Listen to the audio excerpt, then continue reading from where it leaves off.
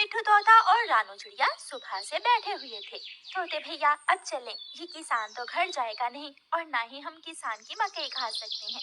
रानू चिड़िया, लेकिन वो कालू कौवा कैसे हर रोज किसान की मकई ले जाता है? वो कल भी मेरे सामने किसान की मकई खा रहा था। मैंने पूछा तो कहने लगा कि किसान के खेत से लाया हूँ।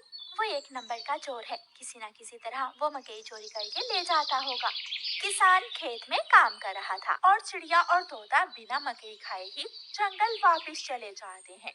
हाँ भी तोते और चिड़िया, बताओ क्या आज तुमने किसान के खेत से मकई खाई है? ना ना, हम तो सुबह से दोपहर तक पेड़ पर बैठे रहे, लेकिन वो किसान है कि घर गया ही नहीं और हम थक हार कर बिना मकई खाए ही जंगल लौट आए।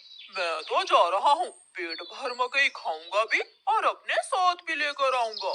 कालू कौवा इंसानों की बस्ती की तरफ जाता है। कालू कौवा किसान के खेत में जाकर किसान से कहता है, किसान किसान, तुम्हें तुम्हारी पत्नी घर बुला रही है, तुम्हारे घर में मेहमान आए हैं। अच्छा, तो मैं जल्दी से घर जाता हूँ। काफी शुक्रिया जो तुमने मुझे बता दिया। किसान अपने घर चला जाता है और कौवा मजे मजे से किसान के खेत से मकई खाने लगता है।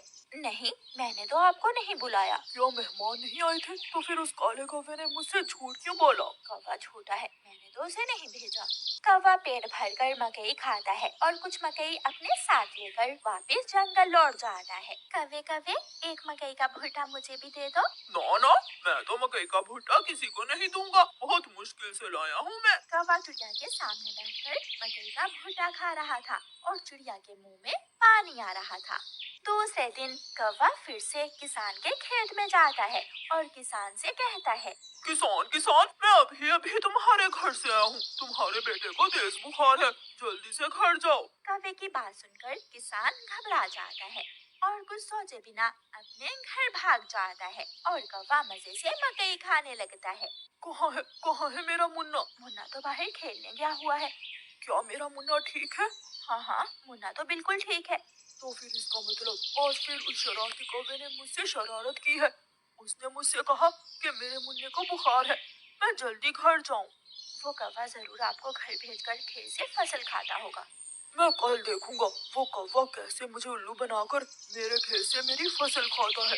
कौवा जंगल जाकर बहुत खुश था। वो जो मकई अपने साथ लाया था वो तोते और कबूतर के सामने बैठकर खाता है। वाह वाह, मजा ही आ गया, ये मकई तो बहुत स्वादिष्ट है। यार कौवे, थोड़ी सी मकई मुझे भी दे दो। हाँ ठीक है, अगर तुम मेरे घर का काम कर दो तो मैं तुम्हें भी मकई दे सकता हूँ। मैं भी करूँगा, मैं भी कभी आपके घर का सारा काम करूँगा, मुझे भी मकई दे देना। ठीक है, तो फिर जल्दी से मेरे साथ आ जाओ। कौवा कबूतर और तोते को अपने घर ले जाता है। तोते, तुम जल्दी से मेरे घर की सफाई सुथराई कर दो और कबूतर, तुम जल्दी से मेरे सारे बर्तन धो दो, फिर मैं तुम दोनों को मकई दूंगा।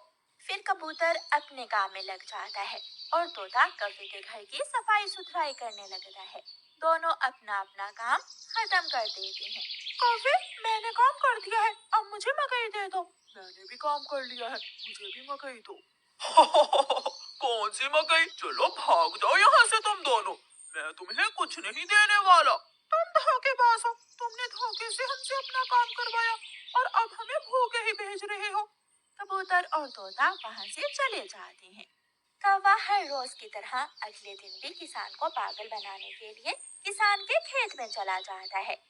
कौवा किसान के पास जाता है और किसान से कहता है, किसान किसान, मैं अभी अभी देख कर आया हूँ, तुम्हारी गाय जंगल की तरफ जा रही है, शायद उसकी रस्सी टूट गई होगी। मेरी गाय को तो शेर खा जाएगा। कौवे, मैं जल्दी से जाकर अपनी गाय को बचाता हूँ।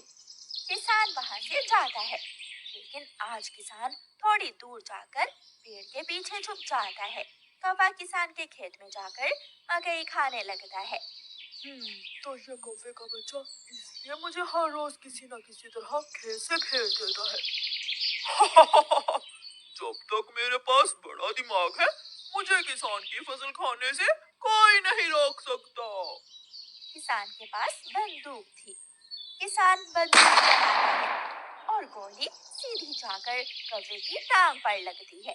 कौवा बहुत मुश्किल से वहाँ से भागता है और किसी न किसी तरह अपने जंगल वापस पहुँच जाता है। वो अपने घर के बाहर आकर गिर जाता है। हाय, मर गया, मर गया।